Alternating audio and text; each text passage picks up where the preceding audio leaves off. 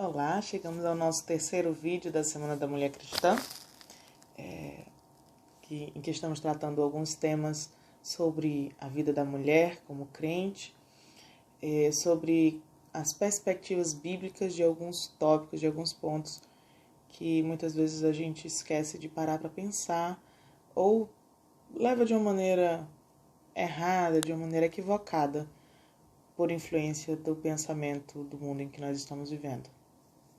Nós já tratamos outros dois assuntos. Se você não assistiu, está disponível. Você pode procurar parte 1 e parte 2. Falamos sobre trabalho, falamos sobre amigos, amizade para a mulher. E hoje nós vamos falar um pouquinho sobre família. Embora haja muitos aspectos da vida familiar, né? A mulher como filha, como irmã, como esposa, como mãe, eu vou falar basicamente sobre a mulher no âmbito do casamento, como mulher, como esposa, e também a mulher solteira, porque eu acredito que algumas pessoas que estão ouvindo também ainda não tiveram a oportunidade de se casar, e é importante a gente pensar sobre isso também. Eu vou usar hoje 2 trechinhos desse livro, Casamento Temporário, de John Piper. Tá? Tem muitos livros bons falando sobre esse assunto. Eu escolhi ele porque eu achei que ele fala algumas coisas de forma bem sucinta e porque ele trata das duas situações, tanto da questão do casamento quanto da solteirice, né?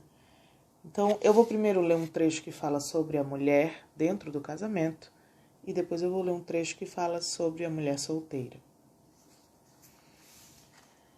As raízes da feminilidade. Antes de descrever o que não é submissão, vamos dar uma olhada na magnífica imagem da feminilidade que Pedro descreve para nós. Ele aqui está falando de 1 Pedro, no capítulo 3. O que vemos nas raízes fortes e profundas da feminilidade subjaz ao fruto da submissão. São essas raízes que fazem da submissão a virtude forte e bela que é. Comecemos com o versículo 5. Foi assim também que a si mesmas se ataviaram outrora as santas mulheres que esperavam em Deus, estando submissas a seu próprio marido. A raiz mais profunda da feminilidade cristã mencionada nesse texto é a esperança em Deus. As santas mulheres que esperavam em Deus. A mulher cristã não põe a esperança em seu marido ou em conseguir um marido. Não põe sua esperança na própria aparência, inteligência ou criatividade. Ela põe sua esperança nas promessas de Deus. Esta mulher é descrita em Provérbios 31, 25, que diz: a força e a glória são os seus vestidos e ri-se do dia futuro. Ela zomba de tudo que o futuro possa trazer, porque ela confia em Deus. Ela não olha para as tribulações, misérias e obstáculos da vida que parecem fazer o futuro desolador, mas concentra sua atenção no poder soberano e no amor de Deus, que governa no céu e faz na terra tudo quanto lhe agrada. Salmo 115, 3. Ela conhece a Bíblia e a teologia bíblica da soberania de Deus. Conhece as promessas divinas de que Ele estará com ela, a ajudará e a fortalecerá, aconteça o que for. Essa é a profunda e inabalável raiz da feminilidade cristã. E Pedro torna-a explícita no versículo 5. Ele não está falando de mulheres quaisquer, e sim de mulheres com raízes bíblicas e inabaláveis, fincadas na bondade soberana de Deus. Mulheres santas que esperam em Deus. A segunda característica sobre a feminilidade cristã, depois da esperança em Deus, é o destemor que ela produz em tais mulheres. Por isso, o versículo 5 diz que as santas mulheres do passado esperavam em Deus. E então o versículo 6 apresenta como exemplo Sara, mulher de Abraão, e se refere a todas as outras mulheres cristãs como filhas dela. Diz assim: da qual vós vos tornastes filhas, praticando o bem e não temendo perturbação alguma. Assim, essa imagem da feminilidade cristã está primeiramente marcada pela esperança em Deus e depois por aquilo que nasce dessa esperança, a saber, o destemor. Ela não teme o futuro. A presença da esperança na invencível soberania de Deus expulsa o temor, Ou, dizendo isso mais preciso e realisticamente, as filhas de Sara lutam contra a ansiedade que brota no coração, declaram guerra ao medo e derrotam-no com a esperança na promessa de Deus. Mulheres cristãs maduras sabem que seguir a Deus significará sofrimento, 2 Timóteo 3,12. Mas elas creem em promessas, como 1 Pedro 3,14. Ainda que venhais a sofrer por causa da justiça, bem-aventurados sois. Não vos amedronteis, portanto, com as suas ameaças, nem fiqueis alarmados. E 1 Pedro 4,19. Os que sofrem segundo a vontade de Deus, encomendem a sua alma ao fiel Criador na prática do bem. É isto que as mulheres cristãs fazem. Confiam suas almas ao Criador fiel, esperam em Deus e triunfam do medo.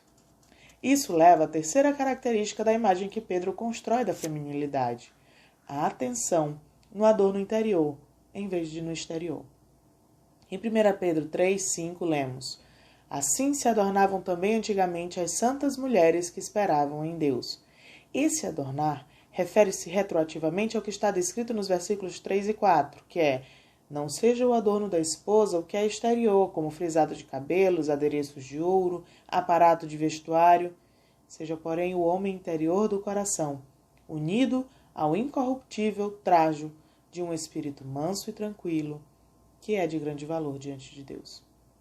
Isso não significa que todas as joias e penteados foram excluídos. Se assim fosse, todas as vestimentas também deveriam ser excluídas, pois ele diz: não seja o adorno da esposa o que é exterior, como o aparato de vestuário. O que ele quer dizer é: não dediquem atenção e esforço, principalmente à sua aparência exterior. Atentem para a beleza que há no interior. Empenhem-se mais e deem mais atenção à beleza interior do que à exterior. E ele é específico no versículo 4.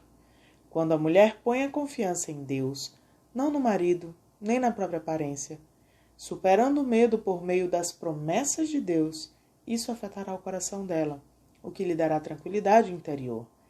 É isso o que Pedro quer dizer no versículo 4, com incorruptível trajo de um espírito manso e tranquilo, que é de grande valor diante de Deus. Isso traz à tona outra característica dessa imagem de feminilidade que deve ser vista. Em primeiro lugar, havia esperança em Deus, resultando em destemor diante do futuro, sem importar o que ele possa trazer, o que leva então a uma tranquilidade e mansidão interiores.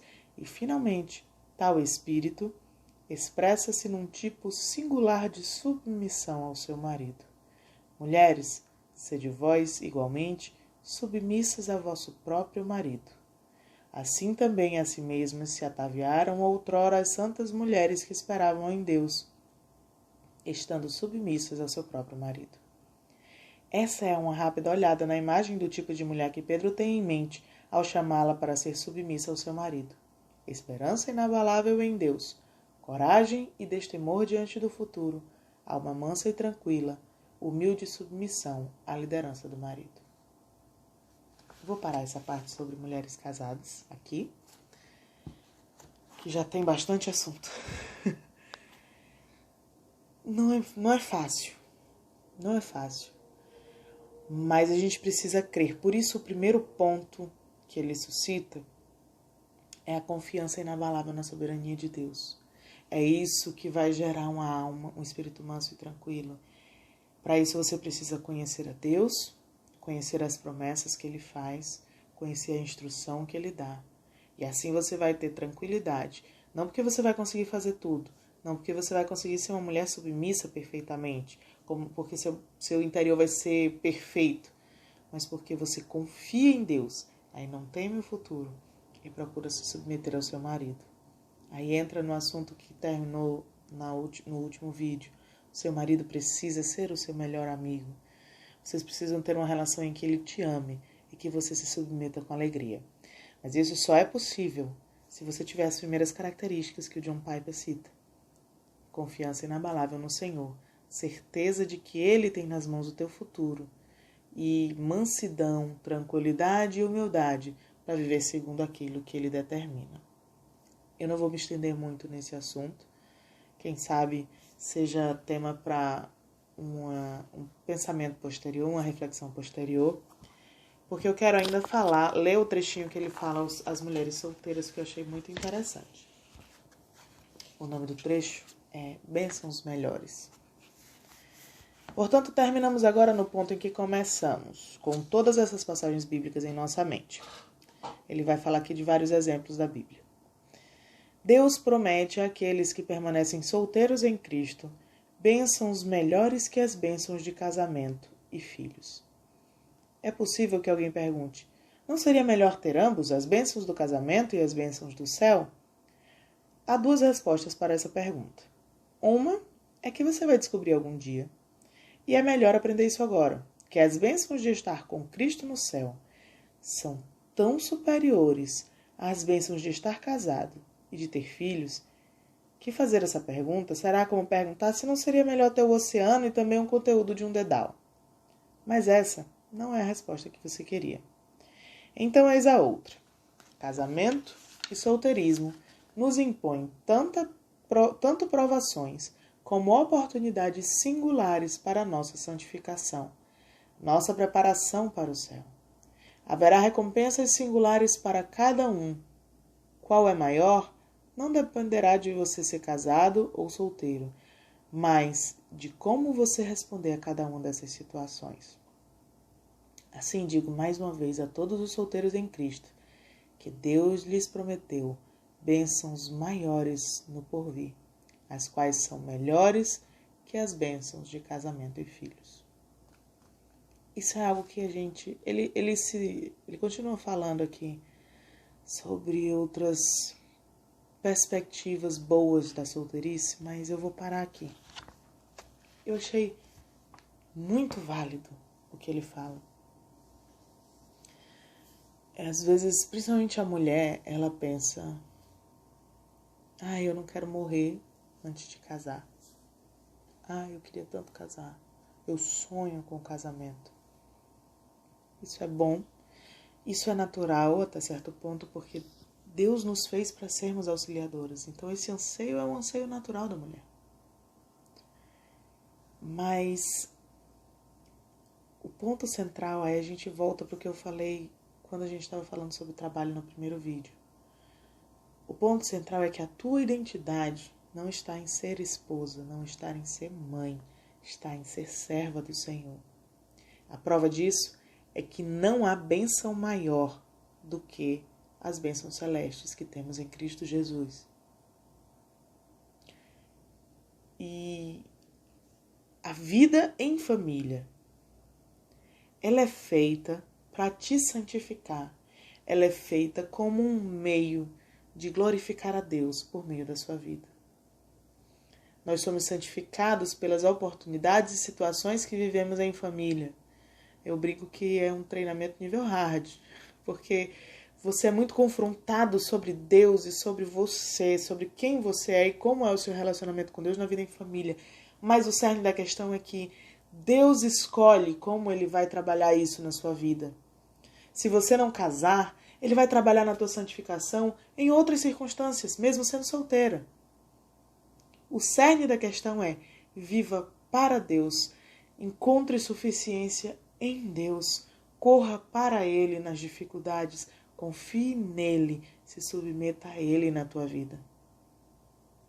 As bênçãos prometidas a quem faz isso, seja homem ou mulher, seja novo ou velho, são bênçãos sem medida, são bênçãos inigualáveis que fogem à nossa compreensão. Então, embora Deus tenha nos feito para sermos mulheres, para sermos mães, no fim das contas o que nós somos é servas dele, para a glória dele, em qualquer circunstância que ele escolher nos colocar. Tenha sempre isso em mente, para que você honre a ele e não faça das outras coisas, das circunstâncias da vida, ídolos que te afastem do propósito da tua vida, que é glorificar a Deus e gozá-lo para sempre.